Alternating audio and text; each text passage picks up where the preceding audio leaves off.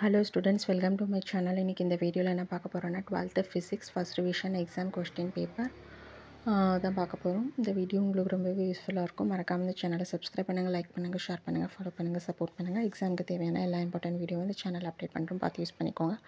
வீடியோவை ஸ்கிப் பண்ணாமல் ஃபுல்லாக பாருங்கள். இது இங்கிலீஷ் மீடியம் ஸ்டூடெண்ட்ஸ்க்கான கொஸ்டின் பேப்பர்.